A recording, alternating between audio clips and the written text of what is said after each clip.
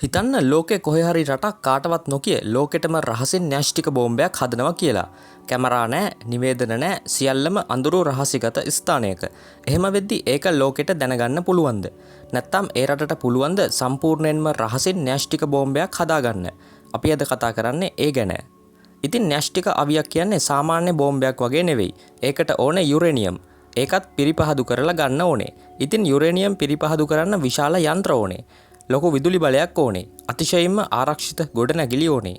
මොකද යුරේනියම් කියන්නේ විකිරණ නිකුත් කරන මූලද්‍රව්‍යයක්, ලෝහයක්. ඒක විවෘත බිමක කරන්න බෑ. ඒ නිසා න්‍යෂ්ටික අවියක් හදන එක සම්පූර්ණම හොරෙන් කරන්න ලේසි නෑ. ඉතින් ලෝකේ රටවල් වලට තියෙනවා අපිට නොපෙනෙන අභ්‍යවකාශයේ ඉඳන් අපි දිහා බලන්න පුළුවන් ඇස්. ඒ තමයි චන්ද්‍රිකා. මේවට පුළුවන් පෘථිවියේ ඕනම තැනක් ඕනම වෙලාවක නිරීක්ෂණය කරන්න.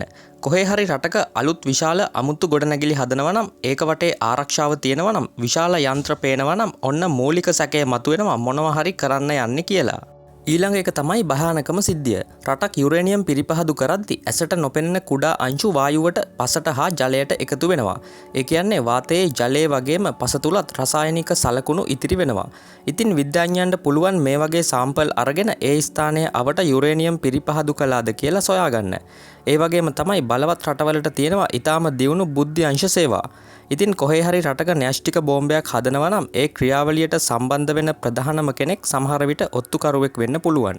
ඒ වගේම මේ ඔත්තු සේවය හරහා රහසිගත ලිපි ලේඛන පවා හුවමාරු වෙනවා. කොහෙද හදන්නේ, කවුද වැඩ කරන්නේ, කොච්චර දුර ගිහින්ද කියන තොරතුරු ඇතුළෙන්ම ලීක් වෙන්න පුළුවන්. තවත් කරුණක් තමයි යුරේනියම් පිරිපහදු කරන්න සෑහෙන විදුලි බලයක් ඕනේ.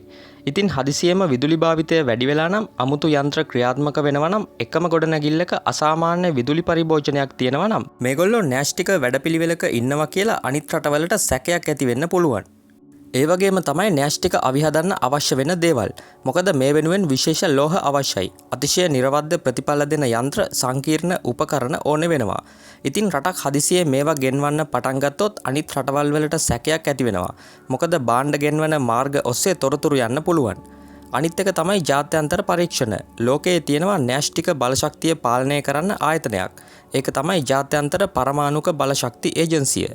මේ ආයතනයට සමහර රටවල් තමන්ගේ න්‍යෂ්ටික පහසුකම් පරීක්ෂා කරන්න ඉඩ දෙන්න ඕනේ. ඒගොල්ලෝ කැමරා වලින්, සාම්පල් වලින්, ලේඛන වලින් තොරතුරු ගන්නවා ඒ භූමියට ගිහින්ම. ඉතින් හෙලි වෙන්න පුළුවන්. මේ විදිහට තමයි රටක් කොහේ හරි හොරෙන් න්‍යෂ්ටික අවියක් නිර්මාණය කරනවද කියලා හරියටම දැනගන්නේ. ඉරානයට තියෙන යුරේනියම් ප්‍රමාණය ගැන ඇමරිකාව දැනගත්තෙත් ඒ විදිහට. හැබැයි 2005 උතුරු කොරියාව න්‍යෂ්ටික අවි හදලා ඉවරයි කියනකම් ඒකට අදාළ සම්පූර්ණ තොරතුරු එළියට ගන්න ඇමරිකාවට බැරි වුණා.